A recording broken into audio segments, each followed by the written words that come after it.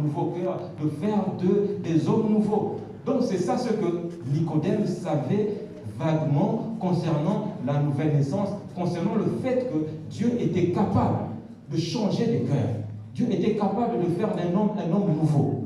Nicodème en savait quelque chose, mais il ne l'avait jamais expérimenté. Le jour où il rencontre le maître devant lui, Jésus lui fait un message qu'il n'a jamais entendu. Il dit, tu dois naître de nouveau.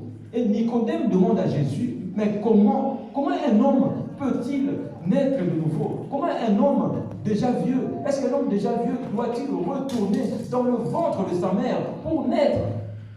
Jésus dit, non, il n'est pas question de la chair. Bien qu'il y ait parallélisme, mais il n'est pas question de la chair. Alors j'ai montré le parallélisme en montrant que ça vient pas de la volonté de celui qui naît, mais d'une volonté qui est au-dessus de la personne qui doit naître. Et selon l'Esprit, c'est la même chose. C'est Dieu qui est le déclencheur de la nouvelle naissance. Bien qu'il utilise les hommes, bien qu'il utilise les femmes, mais c'est Dieu qui est à l'origine de la nouvelle naissance. Et Nicodème lui pose la question, comment? C'est-à-dire qu'il veut en savoir davantage.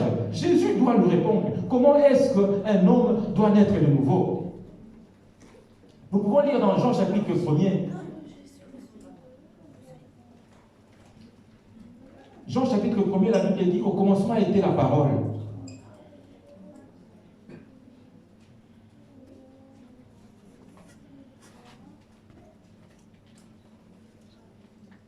Il dit, au commencement était la parole.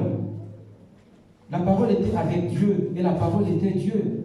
Elle était au commencement avec Dieu. Tout a été fait par elle, et rien de ce qui a été fait n'a été fait sans elle.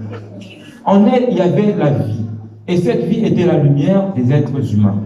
La lumière brille dans les ténèbres, et les ténèbres ne l'ont pas accueillie.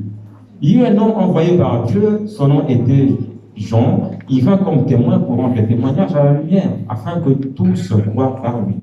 Il n'était pas la lumière, mais il vint pour rendre témoignage à la lumière. Cette lumière était la vraie lumière qui, en venant dans le monde, éclaire tout être humain. Elle était dans le monde et le monde a été fait par elle. Pourtant, le monde ne l'a pas reconnue. Elle est venue chez les siens et les siens ne l'ont pas accueillie. Mais à tous ceux qui l'ont accepté, à ceux qui croient en son nom, elle a donné le droit de devenir enfants de Dieu, puisqu'ils sont nés non du fait de la nature, ni par une volonté humaine, ni par la volonté d'un mari, mais qui sont nés de Dieu. Alléluia. Mais comment naître de nouveau? La réponse est là. À ceux qui l'ont reçu, à ceux qui ont cru en son nom, la parole, Jésus, Dieu lui-même, la parole a donné le pouvoir, la capacité de devenir enfant de Dieu.